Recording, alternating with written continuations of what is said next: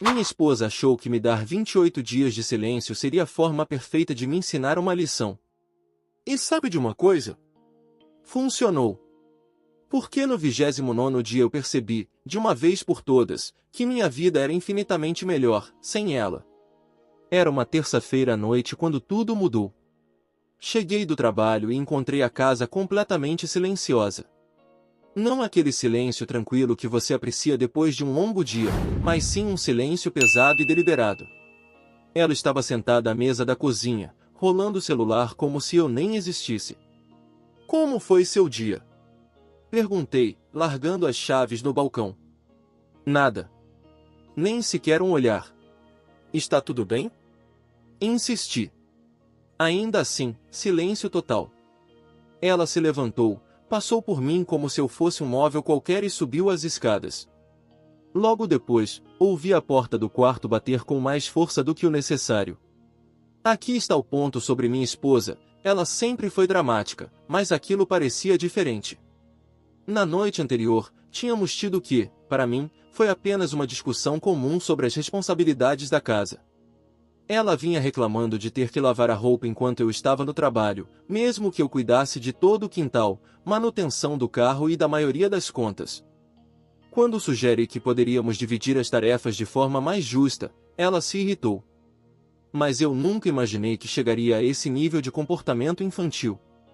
Nos 3 dias seguintes, ela manteve essa rotina bizarra. Preparava café da manhã só para ela e deixava minha louça na pia. Lavava apenas as roupas dela e deixava as minhas no cesto. Pedia comida por aplicativo só para uma pessoa e comia bem na minha frente sem oferecer nenhum pedaço. O mais enlouquecedor era que ela continuava respondendo aos outros normalmente. Quando o celular tocava, ela se transformava, sorrisos, conversa animada com amigos ou familiares. Assim que desligava, eu voltava a não existir. No 4º dia, percebi o que realmente estava acontecendo. Aquilo não tinha nada a ver com nossa discussão. Era um jogo de poder. Ela estava usando o tratamento de silêncio como arma, esperando que eu cedesse, implorasse por perdão, rastejasse por atenção. Eu já tinha visto ela fazer isso com a própria irmã, uma vez, em uma reunião de família. A pobre mulher passou a noite inteira tentando se desculpar por uma bobagem, enquanto minha esposa a ignorava completamente. Mas havia uma diferença, eu não era a irmã dela. No 5º dia, algo curioso aconteceu. Eu estava assistindo a um jogo na sala quando ela desceu. Ficou parada ali por 1 minuto inteiro, claramente esperando que eu notasse sua presença, tentasse puxar conversa, mostrasse que o silêncio dela estava funcionando. Como eu não tirei os olhos da TV, ela chegou a pigarrear alto. Continuei vendo o jogo. Ela subiu as escadas batendo o pé e, logo em seguida, ouvi sua voz no telefone ecoando pelas paredes finas. Ele está sendo tão teimoso, acredita que nem tenta consertar as coisas? Foi então que caiu a ficha, ela não estava me ignorando porque estava magoada. Estava me ignorando porque queria me treinar, como se fosse um tipo de condicionamento comportamental. Dar o gelo no marido até ele aprender a se submeter a tudo o que ela deseja. O problema com esse plano? Eu estava começando a perceber como a casa tinha ficado, em paz. Sem críticas constantes sobre como eu carregava a máquina de lavar. Sem reclamações sobre o que eu assistia na TV. Sem sermões sobre deixar uma xícara de café no balcão por 5 minutos. Pela primeira vez em anos, eu podia chegar em casa e realmente relaxar. No fim da primeira semana, tomei uma decisão: se ela queria jogar, eu jogaria também, mas não da forma que ela esperava. Havia coisas que eu amava fazer e que havia abandonado pouco a pouco por causa das críticas dela. Coisas que faziam parte de quem eu era antes de começar a pisar em ovos com o humor dela. A música, por exemplo. Eu costumava ser músico, não apenas como hobby, mas profissionalmente. Toquei saxofone em uma banda de jazz por 5 anos antes de nos casarmos. Tinha até um estúdio em casa, que acabou virando o quarto de artesanato dela, que, ironicamente, nunca foi usado para artesanato nenhum. Mas, ao longo dos anos, toda vez que eu tentava praticar, vinha algum comentário. Esse barulho está me dando dor de cabeça.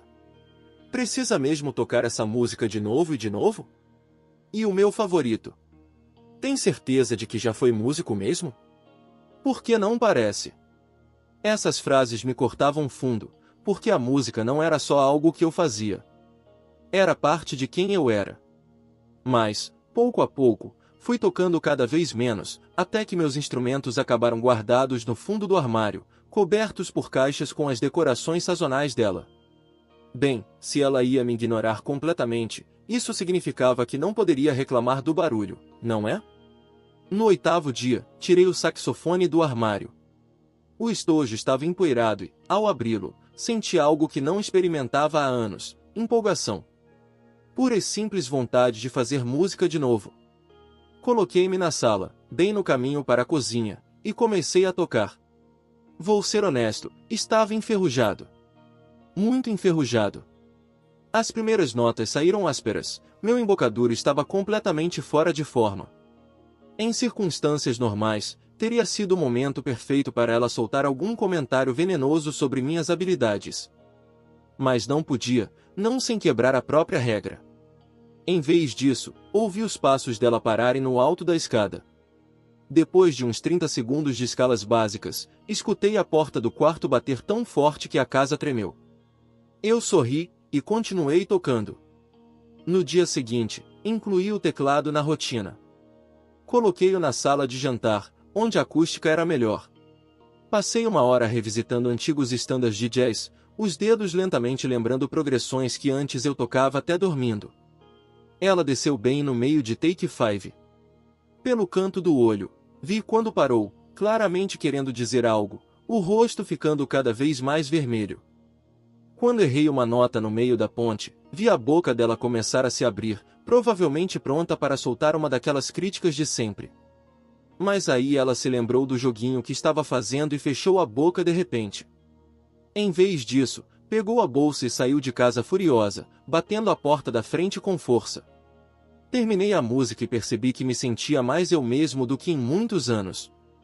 No 10º dia, já tinha estabelecido uma rotina que seria impossível apenas 2 semanas antes. Café da manhã acompanhado de escalas no teclado. À noite, sessões de relaxamento com o saxofone. A casa estava novamente cheia de música, pela primeira vez em anos. E ela estava enlouquecendo. O tratamento de silêncio deveria me deixar desesperado por atenção. Em vez disso, eu estava redescobrindo partes de mim que havia esquecido que existiam. Todas as manhãs eu montava o teclado na sala de estar e praticava progressões de jazz. A memória muscular estava voltando mais rápido do que eu imaginava. Meus dedos encontravam os acordes familiares, e de repente, eu estava tocando arranjos que não mexia havia uma década. Ela descia para pegar café, me via no teclado, e eu notava seu maxilar travar. Mas não dizia uma palavra, não podia admitir que a guerra psicológica dela não estava funcionando. A grande virada veio no 12º dia. Eu estava praticando uma peça de saxofone particularmente complicada, cheia de passagens rápidas que exigiam precisão. Já repeti os mesmos 16 compassos há uns 20 minutos, aumentando o ritmo pouco a pouco. Cada vez que errava, parava, recomeçava e tentava de novo. Ela estava na cozinha, e eu sentia a tensão vindo de lá. Cada erro meu era acompanhado pelo barulho de algo sendo colocado na bancada com força demais, uma caneca, um prato, a porta da geladeira. Até que aconteceu. Eu estava tentando passar por um trecho cromático difícil quando simplesmente desmoronei. As notas saíram como um som agudo e dissonante, horrível de ouvir, que faria qualquer músico de jazz se encolher. Ela não resistiu. Pelo amor de Deus, tem certeza de que já foi músico mesmo? Porque isso parece um animal morrendo. As palavras ficaram pairando no ar por exatos 3 segundos, até que ela percebeu o que tinha feito. Seus olhos se arregalaram e ela chegou a cobrir a boca com a mão, como se pudesse desfazer. Eu parei de tocar e a encarei calmamente. Ah, então você consegue me ouvir? Interessante. O rosto dela ficou vermelho. Ela se virou, subiu correndo as escadas e bateu à porta do quarto. Logo depois, ouvi sua voz acelerada ao telefone.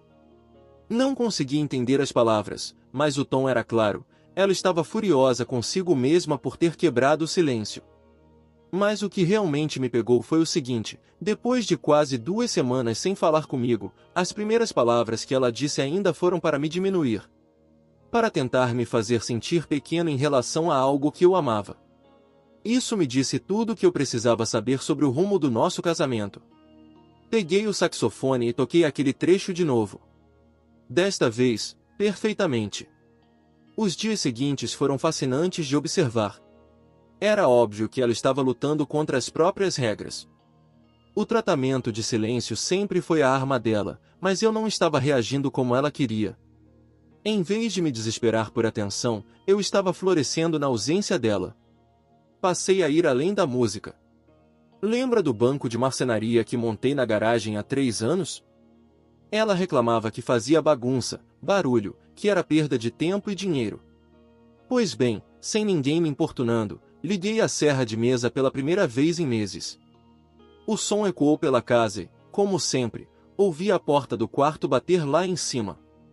Continuei trabalhando, construindo uma pequena estante que planejava há anos. A satisfação de criar algo com as próprias mãos, combinada com a liberdade de fazer isso sem críticas, era viciante. Também recuperei a TV. Durante anos, eu chegava em casa e a encontrava vendo reality shows ou comédias românticas. Se eu quisesse assistir a um jogo ou algo que realmente gostava, precisava negociar ou esperar. Agora não. Eu pegava o controle e colocava o que queria. Ela entrava na sala, me via assistindo a um jogo de basquete, e saía bufando. Mas o momento mais revelador veio no 16º dia. Eu estava no meio de uma sessão noturna, mergulhado em arranjos de Miles Davis no saxofone. A música fluía, e eu estava completamente em transe.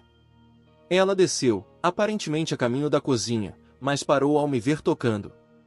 Por um instante, notei algo diferente na expressão dela. Não era raiva nem frustração. Parecia quase surpresa. Como se estivesse vendo o homem que ela havia se casado, um músico.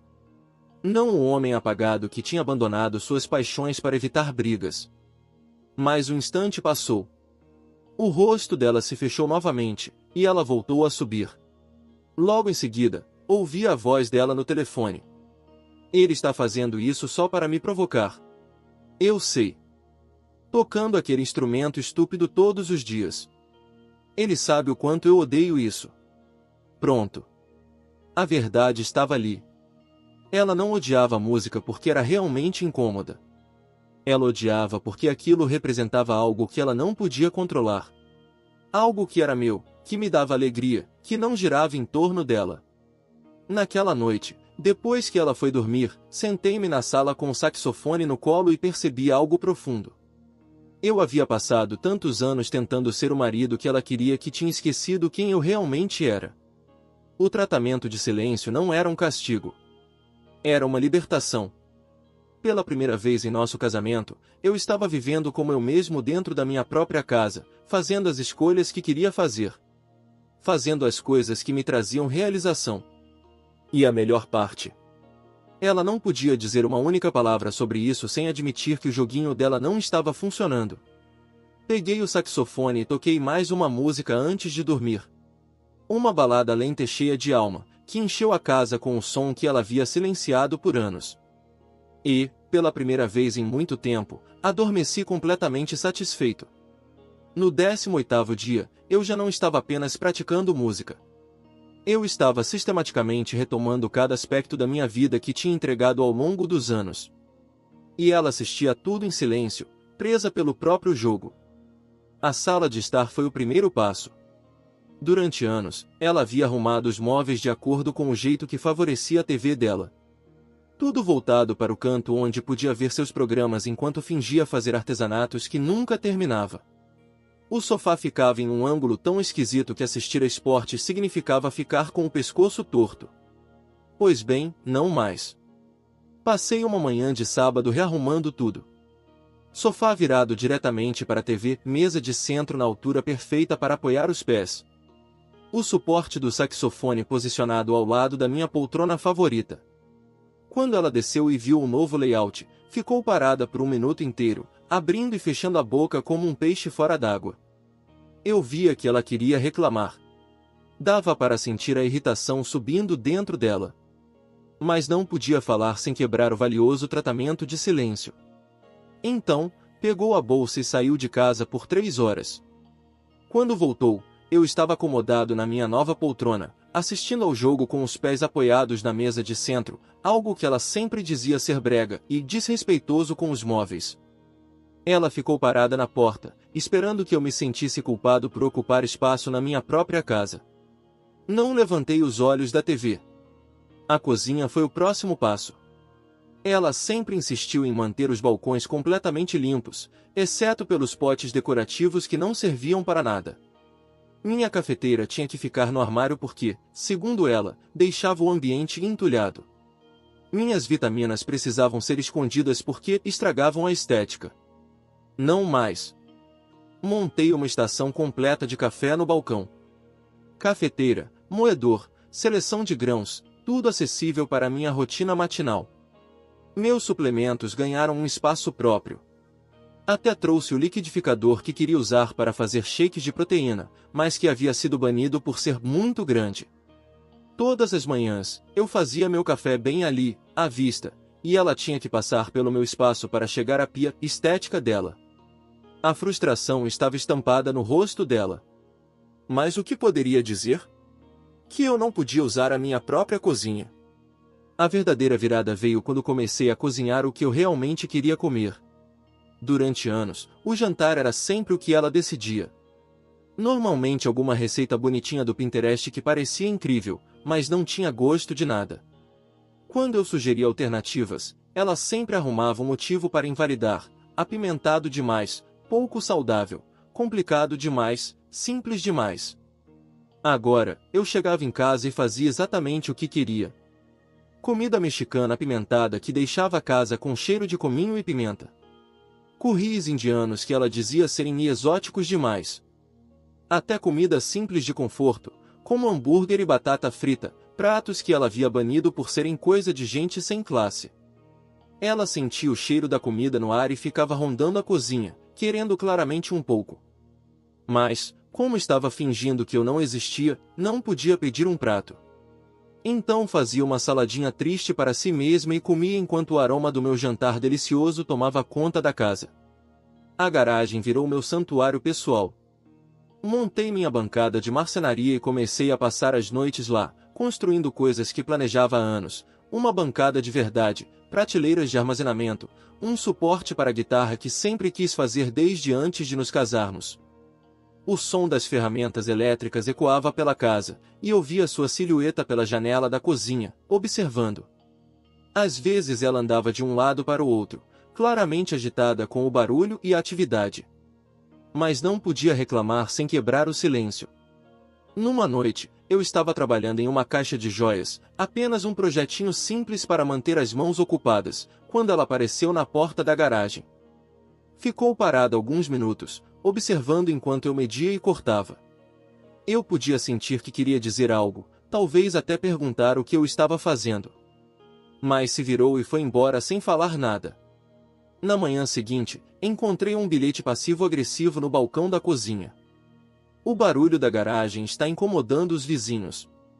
Li o bilhete, sorri e joguei no lixo. Depois, fui direto para a garagem e passei 1 hora mais trabalhando nos meus projetos, fazendo questão de usar as ferramentas mais barulhentas que eu tinha. No 22º dia, a casa já parecia completamente diferente. Parecia minha de novo.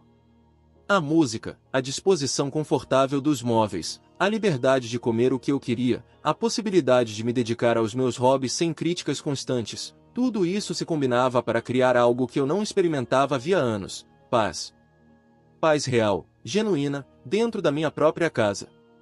Eu acordava todas as manhãs sem aquele nó de ansiedade no estômago, sem medo de qual humor ela estaria ou de qual seria meu erro do dia. Em vez disso, acordava ansioso pelo café, pela prática musical, pelo projeto que eu decidiria encarar. O tratamento de silêncio que deveria ser um castigo havia se transformado no maior presente que ela já me deu. Eu estava vivendo como um solteiro na própria casa. Mas sem a solidão, porque finalmente tinha reencontrado algo que havia perdido há muito tempo: a mim mesmo. E o melhor de tudo, A cada dia que passava, a cada pequena liberdade que eu retomava, a cada momento de satisfação genuína, ficava mais claro qual deveria ser meu próximo passo. Ela achava que estava me treinando para me submeter. Mas, na verdade, estava me mostrando exatamente como poderia ser minha vida sem a constante interferência dela. O contraste estava se tornando impossível de ignorar. O 25º dia mudou tudo. Eu estava na garagem dando os toques finais em uma caixa de joias de cedro quando ouvi a voz dela no telefone. Mas, dessa vez, a conversa era diferente. Já faz quase um mês e ele age como se nem ligasse. Ele parece até mais feliz. Você acredita nisso? Estou dando tratamento de silêncio e ele anda pela casa como se tivesse ganhado na loteria. Ela fez uma pausa, ouvindo quem estava do outro lado da linha. Não, você não entende. Ele fica tocando música o dia inteiro, rearranjou os móveis, cozinha o que quiser, é como se estivesse fingindo que eu nem moro aqui. Outra pausa. Então a voz dela ficou mais aguda, mais irritada. Claro que está me incomodando. A ideia era ele perceber o quanto precisa de mim. Mas, em vez disso, está agindo como se estivesse melhor sem mim. Foi nesse momento que percebi, ela havia revelado a verdade sem querer. Não se tratava da nossa discussão. Não se tratava de tarefas domésticas ou de respeito. Nada daquelas questões superficiais com as quais estávamos nos enganando há anos. Era sobre controle. Simples assim. Ela vinha usando manipulação emocional para me manter na linha. E quando eu finalmente questionei uma coisa mínima, ela apelou para a bomba atômica, o silêncio. Era a maneira dela de dizer, viu o que acontece quando você não faz exatamente o que eu quero. Mas, em vez de me destruir, aquilo me fortaleceu.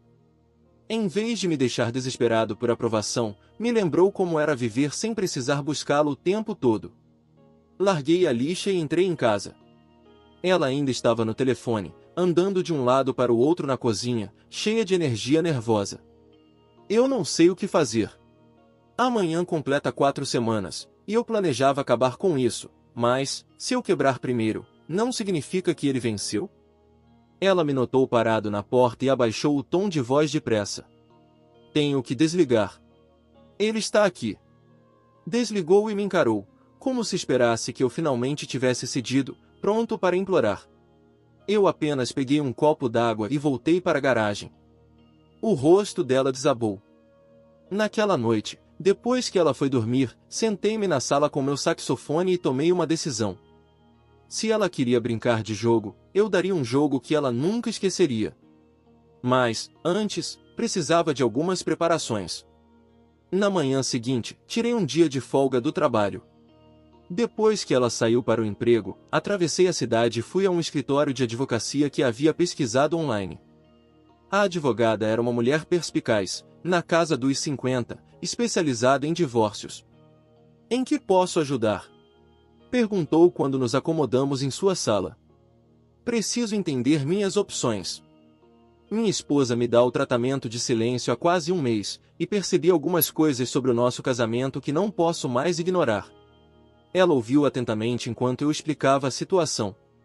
Não apenas o silêncio recente, mas os anos de desgaste gradual da minha identidade, as críticas constantes, o fato de eu ter abandonado tudo que amava só para evitar conflito. O reconhecimento de que eu vivia como um hóspede dentro da própria casa. Parece que você já tomou sua decisão, disse quando terminei. Acho que sim. Mas quero fazer isso da maneira certa. Limpa, justa e definitiva. Passamos 2 horas revisando tudo, bens, dívidas, a casa, nossas carreiras separadas. Como não tínhamos filhos e a maioria das finanças estava dividida, seria relativamente simples. Ela preparou a papelada inicial enquanto eu esperava. Quando você quer que esses documentos sejam entregues? Perguntou, deslizando-os pela mesa. Amanhã de manhã. Dia 29. Quero que seja memorável. No caminho de volta para casa, parei em uma floricultura. Eu precisava de algo específico. Flores bonitas, mas que carregassem a mensagem certa. A atendente sugeriu rosas brancas. Elas representam novos começos, explicou. Perfeito. Naquela noite, pratiquei meu saxofone mais do que de costume. Toquei algumas das minhas músicas favoritas, deixando o som preencher a casa mais uma vez. Ela estava no andar de cima, provavelmente planejando sua grande volta a falar no dia seguinte, acreditando que tinha vencido sua guerra psicológica. Mal sabia ela o que estava por vir. Passei a noite escrevendo 2 bilhetes. O primeiro levou várias tentativas até eu acertar. Precisava ser inteligente o suficiente para pegá-la de surpresa, mas não tão óbvio a ponto de revelar tudo imediatamente. O segundo foi mais fácil, direto, final. Ao lacrar os papéis do divórcio em um envelope, senti algo que não experimentava há anos, certeza absoluta. Não ansiedade, não dúvida, não aquele costumeiro medo que me paralisava por tanto tempo. Apenas calma, clareza e a convicção de que eu estava tomando a decisão certa. O tratamento de silêncio deveria me ensinar uma lição sobre o que acontece quando eu não me submeto à vontade dela. Em vez disso, me ensinou algo muito mais valioso: como minha vida poderia ser quando eu parasse de tentar administrar as emoções dela e começasse a honrar as minhas próprias necessidades. Amanhã, ela descobriria que o joguinho psicológico de um mês havia saído pela culatra de forma espetacular. Em vez de criar um marido mais obediente, ela tinha criado um homem pronto para ir embora de vez. Fui dormir cedo, ajustando o despertador para o amanhecer. O dia 29 seria inesquecível. O dia 29 começou como qualquer outro, exceto que acordei com uma clareza absoluta. Eu sabia exatamente o que precisava fazer. Iniciei a manhã como fizera nas últimas 3 semanas, com música. Coloquei o saxofone na sala e toquei um jazz lento, deliberado. As notas ecoaram pela casa e ouvi quando ela começou a se mexer no andar de cima. Provavelmente estava deitada, planejando sua grande volta, imaginando quanto eu estaria grato quando ela finalmente encerrasse a punição. Ela não fazia ideia do que a esperava. Depois da prática, arrumei as rosas brancas em um vaso simples e as coloquei na mesa da cozinha, com o primeiro bilhete dobrado ao lado. Minha caligrafia estava limpa, cuidadosa. A mensagem, perfeitamente elaborada para desarmá-la por completo. Voltei para minha rotina da manhã: café, jornal, mais música. Ato 2, fingindo que era apenas mais um dia de paz na casa que eu havia recuperado. Ela desceu por volta das 8h30, já vestida para o trabalho, mas andando devagar. Dava para ver que estava se preparando mentalmente para o grande ato dramático que havia planejado. Talvez fosse fingir que o tratamento de silêncio tinha sido um teste que eu finalmente havia passado. Talvez fosse dizer que tudo não passava de um mal-entendido. Entrou na cozinha e congelou ao ver as flores. Observei da sala enquanto ela se aproximava com cautela. Os dedos tremiam um pouco quando pegou o bilhete e o abriu. Eu havia escrito com a melhor letra possível, garantindo que cada palavra fosse clara. Obrigado pelo melhor mês do nosso casamento. O rosto dela passou por umas 5 expressões em 10 segundos. Primeiro, confusão. Depois, um sorriso começou a surgir, quando ela interpretou a mensagem errado. Então, confusão de novo. Depois, o sorriso voltou, maior dessa vez, como se acreditasse que eu estava finalmente reconhecendo que o tratamento de silêncio tinha funcionado. Ela parecia satisfeita consigo mesma. Você acha que isso é engraçado? Disse, quebrando o silêncio com uma voz carregada de indignação. Depois de tudo que você me fez passar nessas últimas semanas. Continuei tocando o saxofone, sem sequer olhar para ela. Estou falando com você! Gritou, a voz ficando mais alta. Não ouse me ignorar agora. Terminei a música, coloquei o instrumento de lado e a encarei calmamente. Ah, então você sabe falar? Achei que tivesse esquecido como. O rosto dela ficou vermelho. Isso não é uma piada. Você tem ideia do que fez com o nosso casamento? Na verdade, tenho. Levantei-me e fui até a cozinha, onde ela ainda segurava meu bilhete. Tive 28 dias para pensar exatamente no que nosso casamento se transformou. E você tem razão, isso não é engraçado. Ela parecia confusa, como se tentasse descobrir se essa era ou não a reação que queria. Esse bilhete, continuei, apontando para o papel nas mãos dela, não é sarcasmo. Eu realmente quis dizer aquilo. Esses últimos 28 dias foram os melhores do nosso casamento. Do que você está falando? Pense bem. Sem brigas, sem críticas constantes, sem andar em ovos, sem ter que justificar por que quero tocar música na minha própria casa. Pela primeira vez em anos, eu pude simplesmente existir sem ter que administrar suas emoções a cada segundo. Ela abriu a boca para responder, mas levantei a mão. Mas sabe qual é a verdadeira razão de esses 28 dias terem sido tão perfeitos? Não foi porque não conversamos. Foi porque eu finalmente voltei a viver como eu mesmo. E isso me fez perceber algo importante. Caminhei até o balcão, onde havia deixado o segundo envelope mais cedo, bem ao lado da cafeteira que ela sempre odiou ver ali. Se 28 dias sem a sua interferência já tornaram nosso casamento melhor, imagine o que faria uma vida inteira. Entreguei-lhe o envelope. Ela o recebeu com as mãos trêmulas, e pude ver o exato momento em que percebeu que aquilo não estava indo conforme o plano. O envelope era grosso, tinha aparência oficial. O nome dela estava escrito na frente com a mesma caligrafia cuidadosa do primeiro bilhete. O que é isso? Sussurrou. Abra. Ela rasgou o envelope. Observei atentamente o rosto dela quando viu os papéis do divórcio. Os olhos dela percorreram a primeira página, depois a segunda, e voltaram para a primeira, como se não acreditasse no que estava lendo. Você não pode estar falando sério. Nunca estive tão sério em toda a minha vida. Ela encontrou o segundo bilhete preso atrás dos documentos legais. Esse era mais curto, mais direto. Agora, vamos fazer deste o melhor ano da minha vida. O silêncio que se seguiu era diferente daquele calculado do último mês. Esse era o silêncio do choque completo. Ela olhava dos papéis para mim, das flores para os papéis, como se tentasse resolver um enigma que não fazia sentido. Isso é insano, por causa de uma discussão, por eu não falar com você por algumas semanas? Não é sobre uma discussão. É sobre o que os últimos 28 dias me ensinaram. Você quis me mostrar como seria a vida sem a sua atenção. Missão cumprida. Eu gostei mais do que jamais imaginei possível. Ela jogou os papéis na mesa com força. Você não pode acabar com o nosso casamento só porque eu te dei o tratamento de silêncio. Não estou acabando com o nosso casamento por causa do tratamento de silêncio. Estou acabando porque foi a primeira vez em anos que me senti livre na minha própria casa. E isso me diz tudo o que preciso saber sobre o que nos tornamos. Peguei meu estojo de saxofone e caminhei até a porta. Aonde você vai? Trabalhar. Como qualquer outro dia. A diferença é que, quando eu voltar esta noite, não vou precisar me preocupar com o seu humor ou com quais regras terão mudado enquanto estive fora. Vou apenas voltar para casa e viver a minha vida. Parei na porta e olhei para ela mais uma vez. Ah, e a propósito, o seu tratamento de silêncio oficialmente acaba hoje. Você pode falar o quanto quiser agora, só não comigo.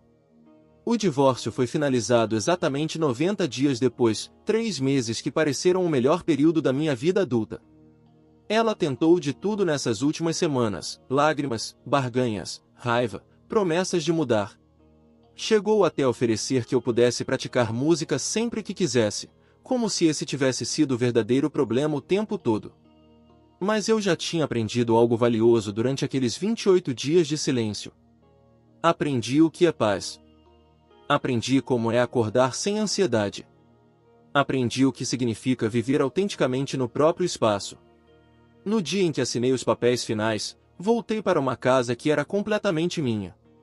Sem andar em ovos. Sem administrar as emoções de outra pessoa. Sem sacrificar partes de mim em troca de uma paz artificial. Naquela noite, montei o teclado e o saxofone na sala.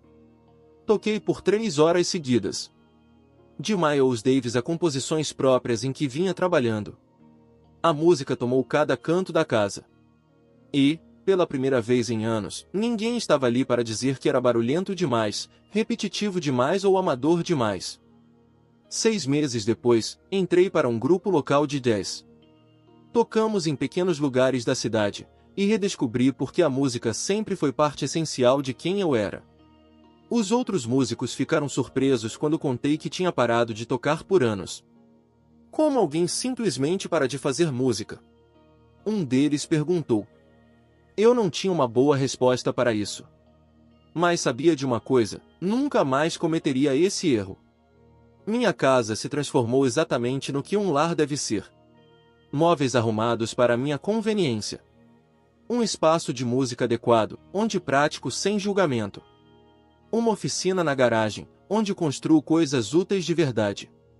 Uma cozinha em que preparo comidas que realmente gosto de comer. Às vezes, as pessoas perguntam se sinto falta de ser casado. A resposta honesta é: não. Não sinto falta daquele casamento. Não sinto falta das críticas disfarçadas de preocupação.